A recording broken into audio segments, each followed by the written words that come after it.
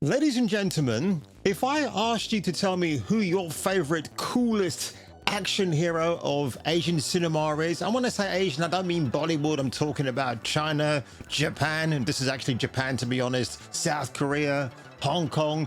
Who comes to mind? Well, I was gonna say Bruce Willis for a second. Bruce Lee, obviously.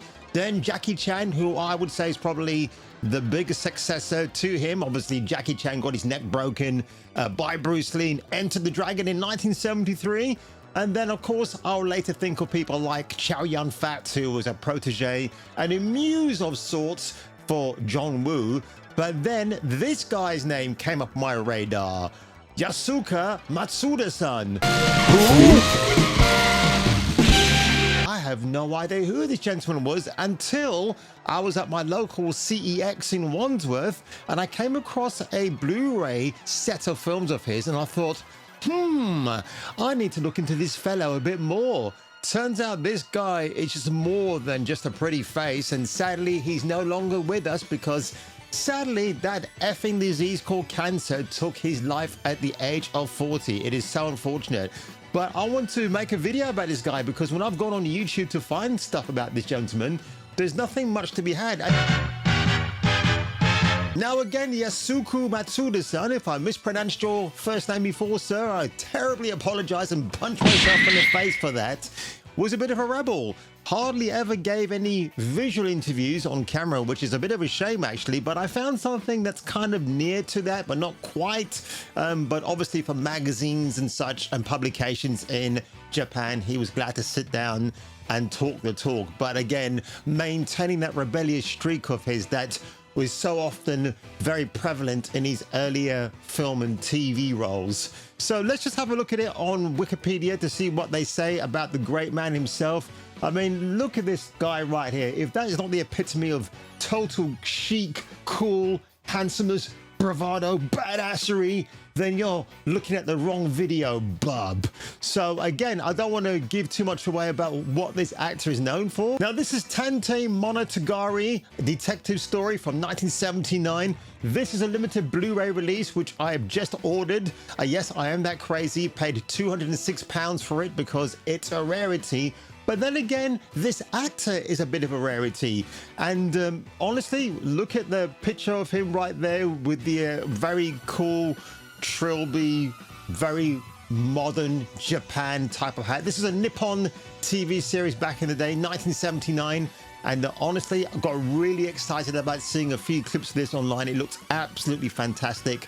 So thanks to CD Japan, I'll be owning this very, very soon. I really got to slow down on my physical media. Well, when it comes to the Western stuff, I probably will be doing that. When it comes to Japanese and Hong Kong, etc., I probably won't as much. Now, of course, if I said the name to you, Spike Spiegel, you know exactly what I'm on about. Cowboy Bebop 1998 ran for 26 episodes. If you've not seen that very cool jazz-influenced anime, then what the hell is wrong with you? And of course, the reason why I mentioned the episodic number, because Tante Monogatari ran for 27 episodes. So I would say that series from Nippon TV in Japan was partially influential in the way that Cowboy Bebop was developed. And honestly, when you see this guy's handsome face, on which I'll take you back to right now, his face was also used for other images, which I did not even know here. So we've got Kinshiro from Fist of the North Star, which, you know, by chance I need to start watching that again.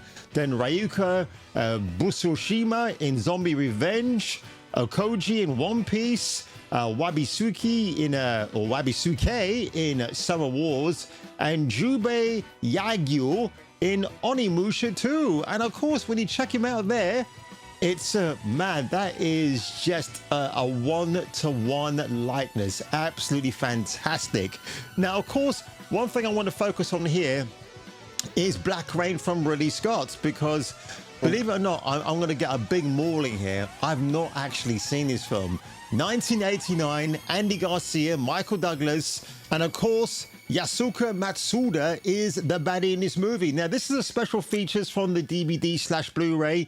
And what you're going to notice here is that all the actors are in awe of Matsuda-san. So let's just want to see what they have to say. Man who had a certain sexuality and a certain Je ne sais quoi?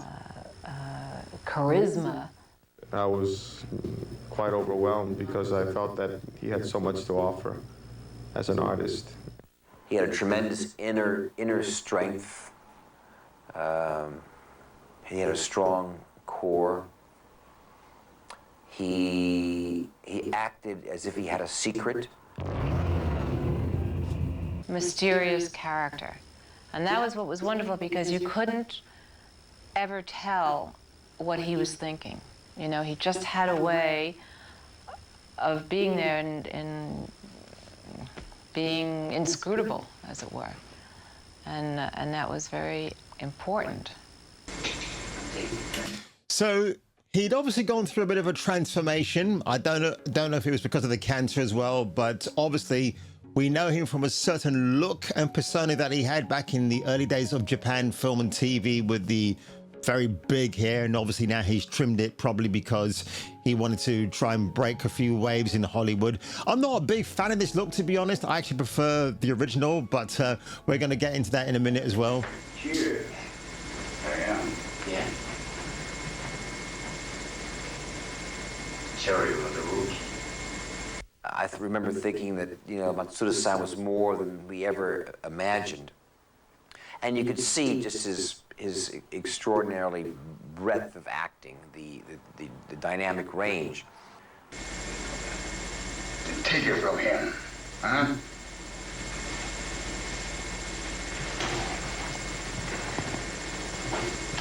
Right. There was a That's interesting, just to see him doing that little pause there. That's really absolutely rare. So here is a clip from the first episode, I believe, of Tante Monogatari, and well, let's just have a quick look, fellas. I think you'll appreciate this.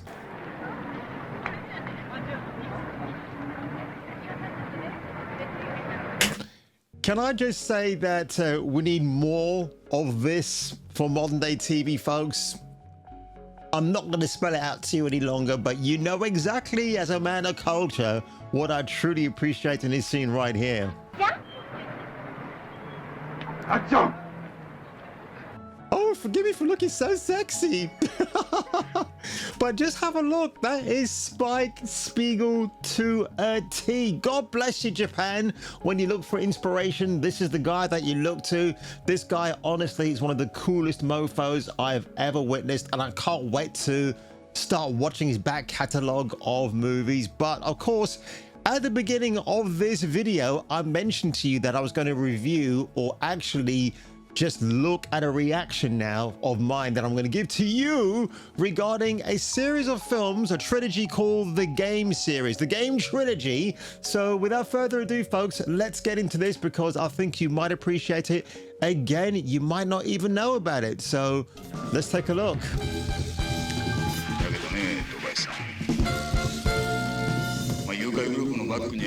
Holy shit. I mean, if that is not the epitome of cool, I don't know what is.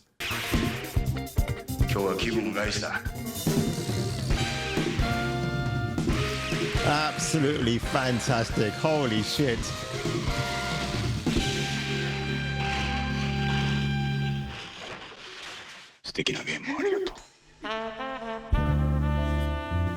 Love that music. I really got an appreciation for jazz.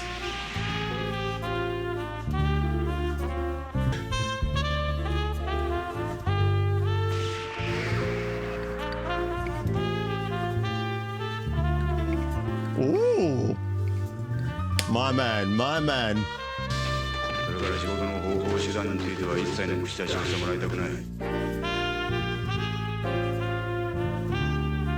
I need to get those sunglasses, and I'm going to find them. I will find them. I will find you. And that is it, folks. I thought, let's leave it on this really, oh, what an image. What an image to leave it on. Yūsaku Matsuda-san. Wow, this guy is an absolute enigma. Thought I'd have to make a video about him, and it was like in the last couple of days when I went to CEX. If I did not go in search of physical media and saw that trilogy right there, I wouldn't have known who this guy is. So film companies and video game companies who want to rob you of physical media. I mean, there's a thing called the library. You might want to go in there and check it out and seek out these treasures like this gentleman right here. So if you ended up enjoying this video today, folks, let me know what anime or manga you're indulged with right now. What movies from Japan, Hong Kong, China, etc. that you are watching. I know on Netflix, yes, I've still got a Netflix subscription, unfortunately, but the Korean back catalog is fantastic. I'm watching some of those at the moment. Let me know what you're watching on there. Send me your recommendations. And if I were you, and if you were me, son, I will catch you catching me, catching this cool mofo on the return of the next video.